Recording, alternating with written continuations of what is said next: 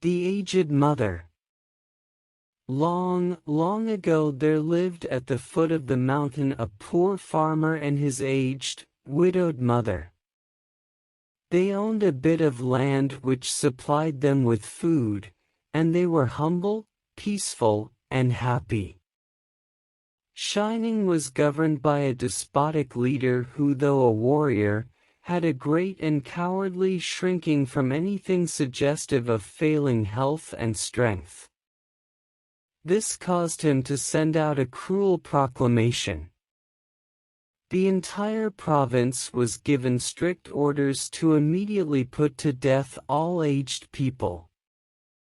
Those were barbarous days, and the custom of abandoning old people to die was not uncommon. The poor farmer loved his aged mother with tender reverence, and the order filled his heart with sorrow. But no one ever thought twice about obeying the mandate of the governor, so with many deep and hopeless sighs, the youth prepared for what at that time was considered the kindest mode of death.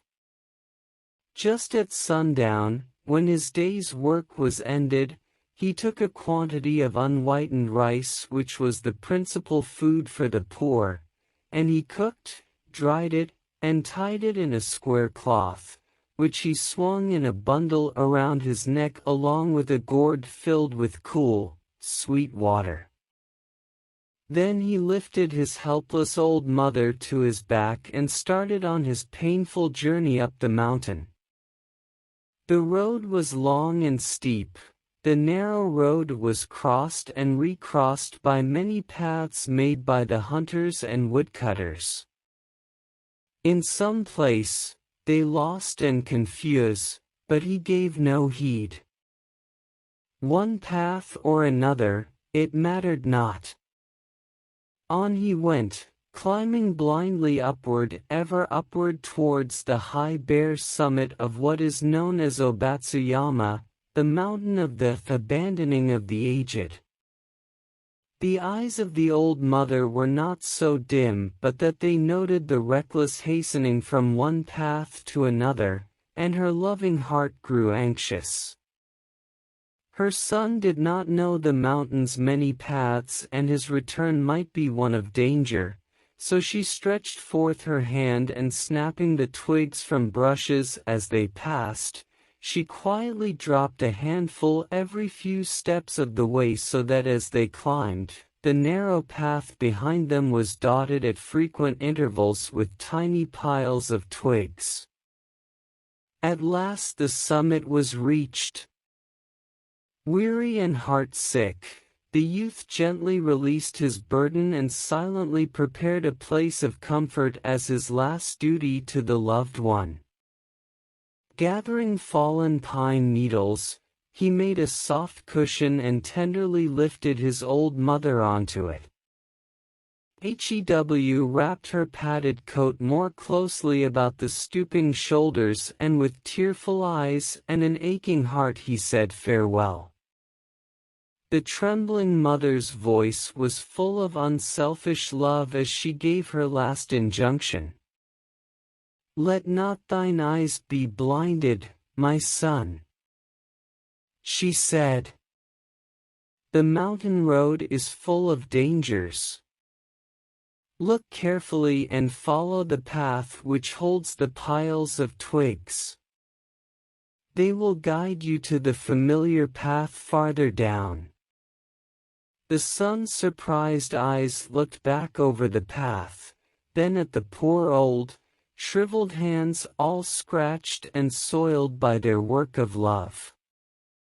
His heart broke within and bowing to the ground, he cried aloud, "Oh, honorable mother, your kindness breaks my heart. I will not leave you. Together we will follow the path of twigs, and together we will die." Once more he shouldered his burden, how light it seemed now, and hastened down the path, through the shadows and the moonlight, to the little hut in the valley. Beneath the kitchen floor was a walled closet for food, which was covered and hidden from view.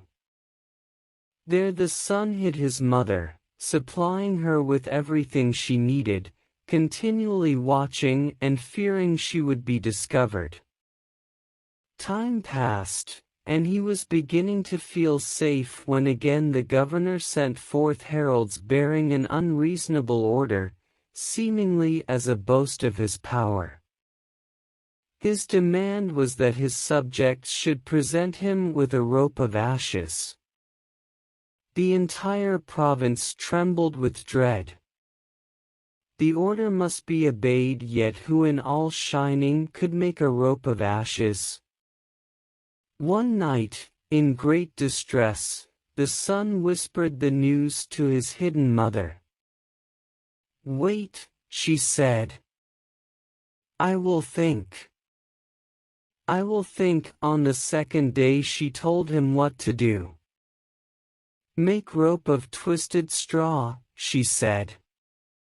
"Then stretch it upon a row of flat stones and burn it on a windless night." He called the people together and did as she said, and when the blaze died down, there upon the stones, with every twist and fiber showing perfectly, lay a rope of ashes. The governor was pleased at the wit of the youth and praised greatly, but he demanded to know where he had obtained his wisdom. "Alas! Alas!" cried the farmer, "the truth must be told," and with deep bows he related his story. The governor listened and then meditated in silence. Finally he lifted his head. "Shining needs more than strength of youth," he said gravely. "Ah, that I should have forgotten the well-known saying, 'With the crown of snow, there cometh wisdom.'" That very hour the cruel law was abolished, and custom drifted into as far a past that only legends remain.